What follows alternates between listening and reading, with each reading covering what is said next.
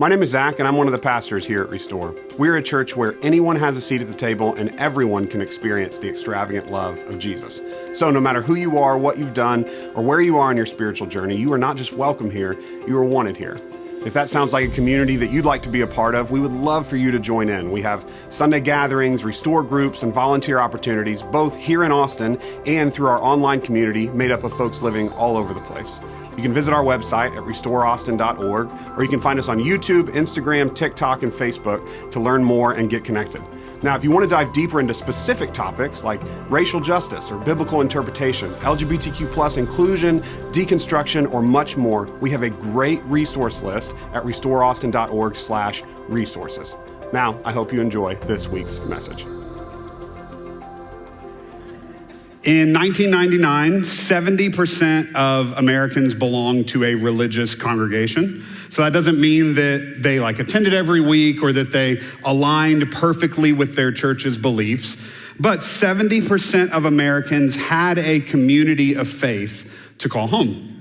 Today, that number is just 45%, the lowest in American history. In the last 25 years, more than 40 million Americans have left the church. This decline is largely driven by an increase in a group that sociologists call the nones. That's not N-U-N-S, that's N-O-N-E-S. And they're called this because when asked to identify their religious preference on a survey, they answer or check the box for none. That unaffiliated group was just 9% 20 years ago in 2003, but has jumped to 21% today. Now, a lot of people are asking, why is this happening? Why are people fleeing from organized religion at unprecedented rates? Well, there are many theories, but the one that I resonate with the most and I found to be the most often true is I've had literally hundreds of conversations about leaving church with people over the last few years, is articulated really well by a guy named Russell Moore.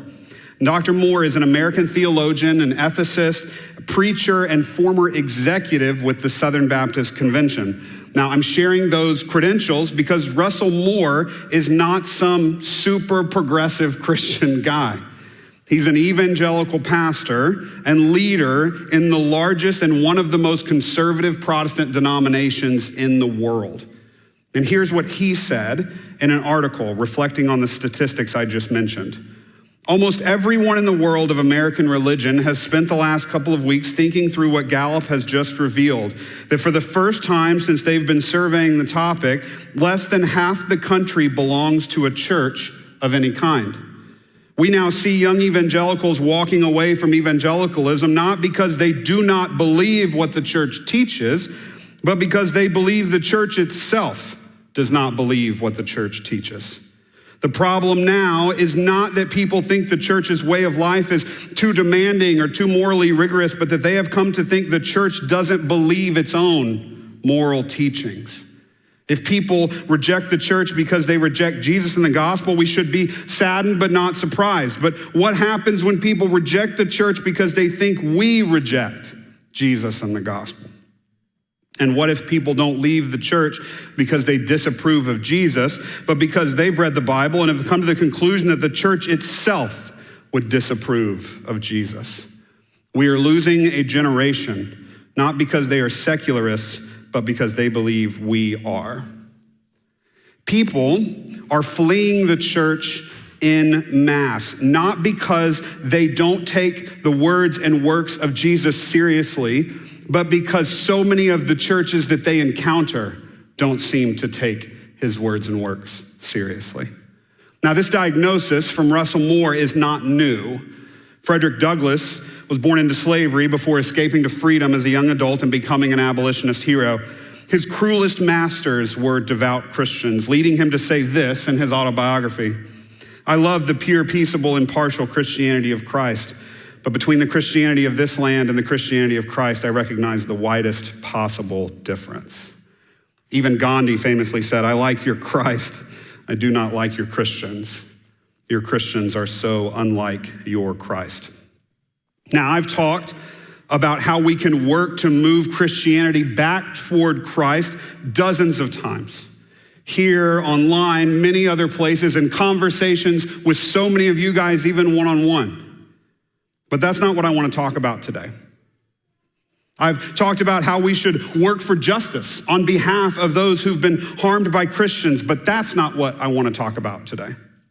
This morning, I want to talk about why healthy faith communities matter so much and remind us that the work we are a part of doing here at Restore is so meaningful. And we all know the pain and trauma that unhealthy faith communities can cause. Most of us have experienced that firsthand. But the opposite is true too. Healthy faith communities can provide us with help when we're struggling, friendships when we're feeling alone, and healing from the wounds inflicted upon us by unhealthy churches. Being hurt in community usually means that we need to heal in community. In her wonderful book called All About Love, Bell Hooks says it like this: rarely, if ever, are any of us healed in isolation. Healing is an act of communion. I'm convinced that there are a lot of folks trying to heal in isolation and really struggling to do so. We're in the final week of a 4-part teaching series called Kingdom Politics, all about how Christians should engage politically, especially in this period of time around the election. We began the first week by talking about how Jesus engaged politically, which can be summarized like this: the politics of Jesus are centered on unconditional and sacrificial love for all people. Then we talked about what unconditional and sacrificial love looks like when it's applied to our enemies and the most vulnerable, which are two groups that Jesus singled out as vitally important for Christ followers to love.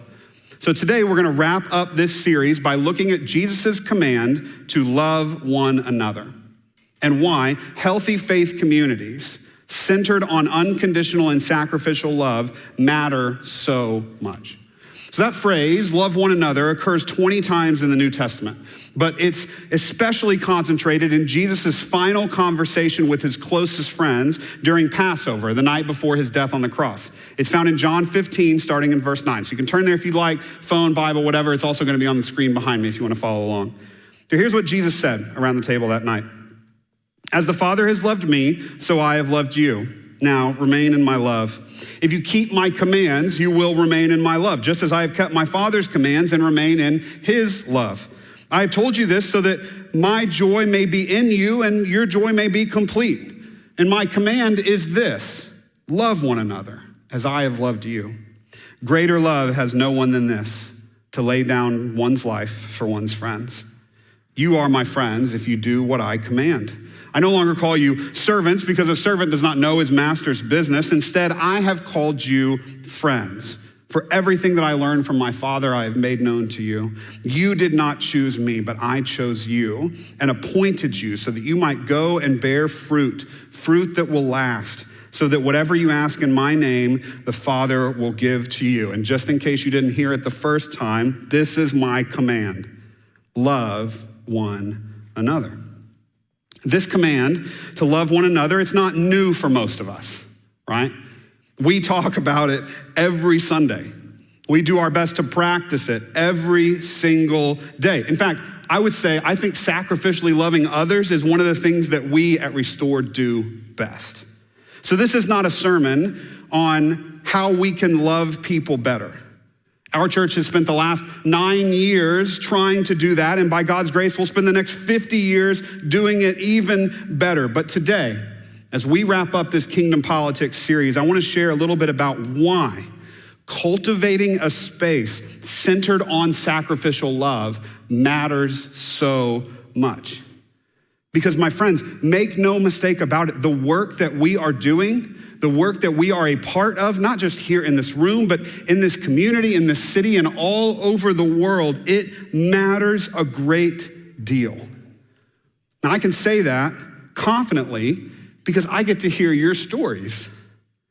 Not just yours here in this room, but stories from a few hundred people who are a part of the Restore online community all over the world. I have a folder on my email that's just called encouragement, and it has hundreds of these encouraging messages in it. I have a box the bottom side of my desk filled to the brim. I actually had to get a second box with cards and notes of people just saying, thanks for this community. Thanks for the work that you guys do. We have a time every week in our staff meeting where we tell stories of what we saw God do in our lives and through Restore. And every single week, our whole team has stories to share.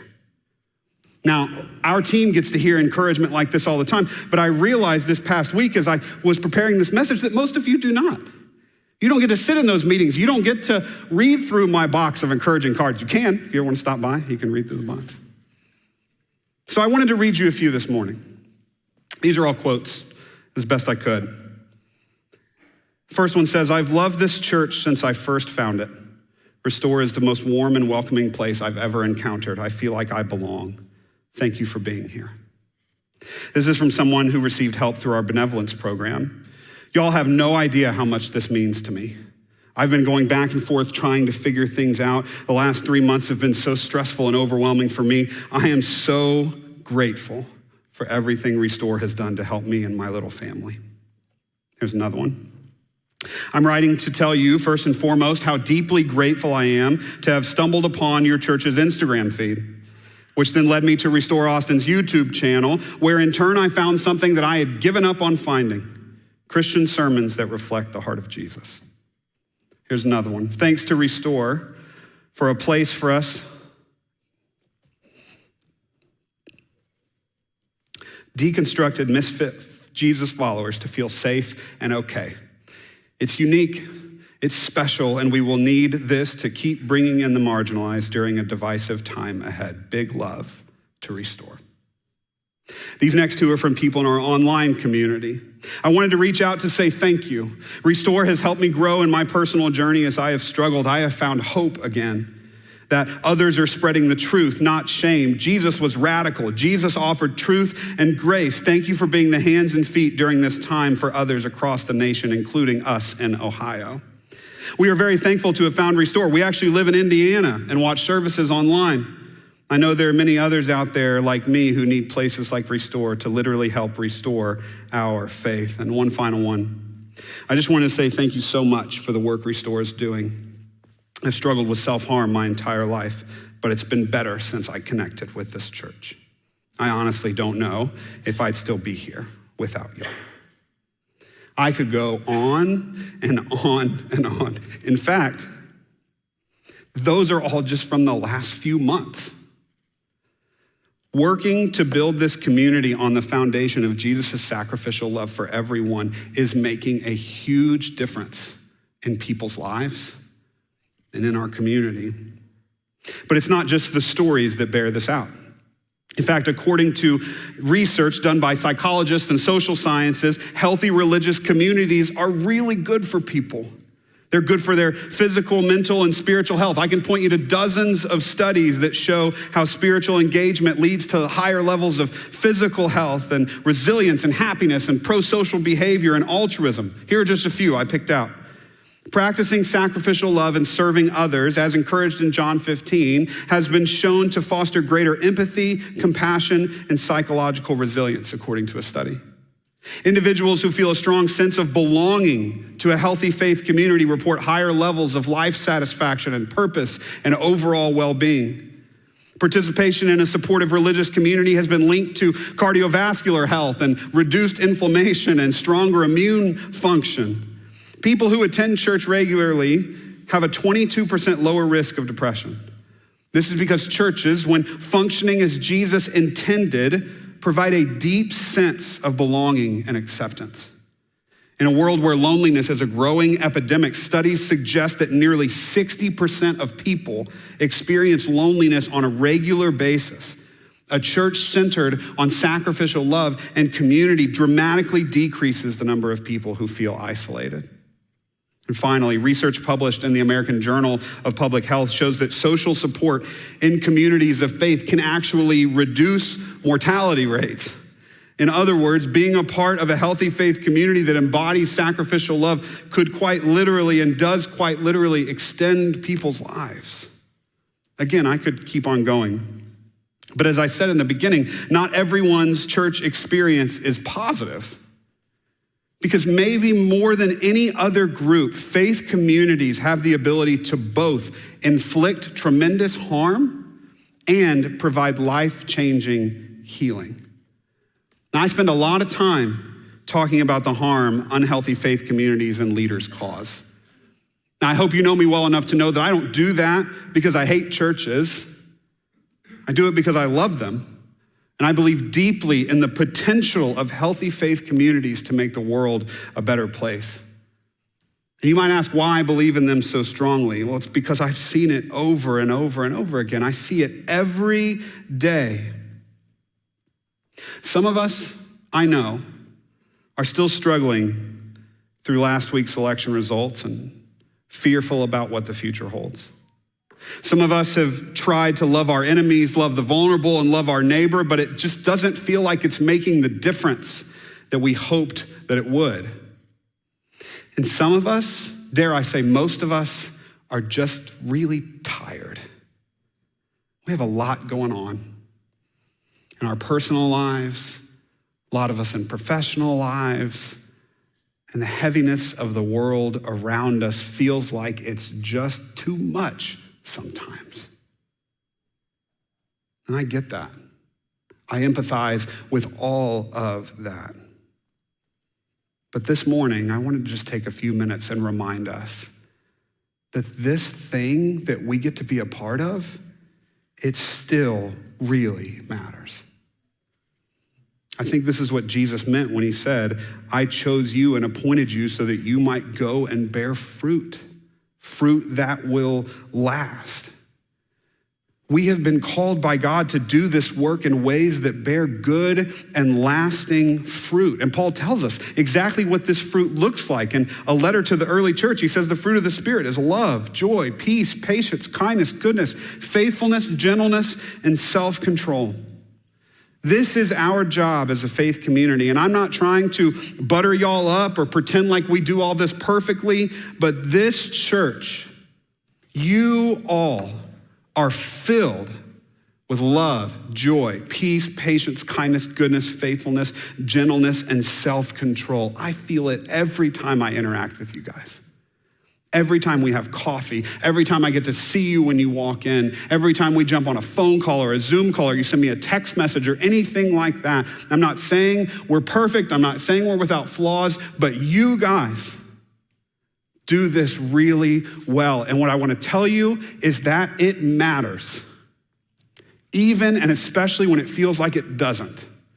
When it feels like you're not actually making a difference. When it feels like you've posted something again on Facebook and it's just made everybody mad and you were only trying to help. Or you had to get ready to go to a family event or Thanksgiving or whatever, and you're just like, I can't have one more conversation about why Christians should love people. I can't do it again. The work we do matters. This is a church where we love God, love our neighbors, love our enemies, love the vulnerable, and love each other really well. Our community has walked through a lot together over the last decade that we've been around. Weddings and divorces, births and deaths, promotions, job losses, pay raises, home evictions, opening up our homes to foster kids and losing our children to the foster care system. Miraculous recoveries and devastating hospital stays, winter storms, and global pandemics, and 3 presidential elections. 3. And so much more. And through it all, I have felt so deeply loved by you guys. And I know that y'all have felt loved by each other because you tell me about it all the time. Not without flaws, not even close, but we've done our best to love each other and love our neighbors sacrificially. And I'm telling you that it has made and continues to make a massive difference in the world. So let me close with this question. What would happen if everyone got to have this same experience? What would happen if, like we preach here at Restore all the time, everyone found their seat at Jesus' table and experienced his extravagant love inside of healthy community? I'm telling you, I think the world would change. I'm serious. I'm not being hyperbolic. I think that the world would be transformed because people would find help and hope and healing in the midst of life's brokenness. They would experience deep relationships that aren't going to fall apart when life gets hard, when they're going through something. People would be welcomed into a family who steps up when they needed them to. People would come to understand just how much Jesus loves them and be moved toward loving others unconditionally and sacrificially. I want to tell you one last story before we celebrate communion together about how this can really work. This is a story of a guy named Michael K. Williams. I brought a picture of him with me. Does anybody recognize him? Okay. Michael passed away a few years ago at the age of 54 after a lifelong battle with addiction. He was a prolific actor, known for roles on Boardwalk Empire and in movies like The Road and Gone Baby Gone and 12 Years a Slave, but he was best known for playing Omar Little on The Wire, which is the greatest television show in the history of time, okay? Don't argue with me. It is. If you argue, I will win, I promise. It is the best show ever. But in his life, during an especially difficult battle with substance abuse while filming The Wire, Michael stumbled into a church in New Jersey, desperate for help. And in an article, here's how he described the encounter. When I came through those doors, I was broken. This was, I would say, around the third season of The Wire. I was on drugs. I was in jeopardy of destroying everything I had worked so hard for. And I came in those doors and I met a man who had never even heard of The Wire, much less watched it. I wrote my full name down on the paper, Michael Kenneth Williams. And in the office, Reverend Ron Christian turns around and he says, "So what do you want to be called, man?" And I said, "Well, you know, my name is Michael, but I could do Mike if you want." And he says, "Why does everybody say Omar all the time?" And I was like, oh, this dude is clueless about The Wire. It had nothing to do with Hollywood or who I was in my job. He just loved me because it was basic human being stuff. And he and I have been joined at the hip ever since. And one of his biggest sayings was, "I'm gonna love you until you learn to love yourself." He never judged, he just nudged. I'm not saying he accepted me in my dysfunctionalism, but he loved me in it. He loved me in it, and there's a difference. There's a fine line, and there's a huge difference, and it worked. It worked for me. See, Michael found a faith community centered on sacrificial and unconditional love of Jesus, with all of its beautiful imperfections, and it changed everything for him. He calls that congregation Gangster Church, but its real name is actually Christian Love. Isn't that awesome? As Reverend Ron Christian likes to say, the clergy member there, it's a place where welfare and Wall Street pray side by side, where cops and former most wanteds hold hands. He often reminds his church family that, quote, anything is possible with Jesus Christ. I don't think anyone describes the power of faith communities better than Rachel Held Evans in her final book called Wholehearted Faith. She says it like this: humans are fickle, faith can be fragile, and the church, that rambunctious collection of the fickle and fragile, is a broken and complicated institution. But wholehearted faith means putting yourself at risk of being hurt by that institution and its people. Yet, I have not managed to find a corner of it where grace cannot break through, where there is not enough spiritual oxygen for that grace to grow. If we make ourselves vulnerable to the possibility of hurt, we also open ourselves up to the hope of healing and the hope of being touched by that ridiculous grace. The truth is, the church doesn't offer a cure. It doesn't offer a quick fix. The church offers the messy, inconvenient, gut-wrenching, never-ending work of healing and reconciliation. The church offers grace. Hope and healing, reconciliation and grace, unconditional and sacrificial love. These are the things that Jesus uses to transform individuals and communities and the whole world. And these are the things that I am so grateful to have experienced alongside you all here at Restore. So don't give up. Don't give up. Keep showing up. Keep caring for people well, and keep helping cultivate spaces where people can experience the extravagant love of Jesus. I want to invite you to close your eyes and receive these words from the Apostle Paul to the early church, because I think they ring really true for us too. So if you're comfortable, just kind of let them wash over you. He says, let us not become weary in doing good, for at the proper time, we will reap a harvest of blessing if we do not give up. Therefore, as we have opportunity, let us do good to all people, especially to those who belong to the family of faith. Let's pray. Lord God, I am in awe of the work that you continue to do in me and in through our church community, in the lives of so many people here in this room, watching around the world, and in other beautiful, healthy church communities all over the place.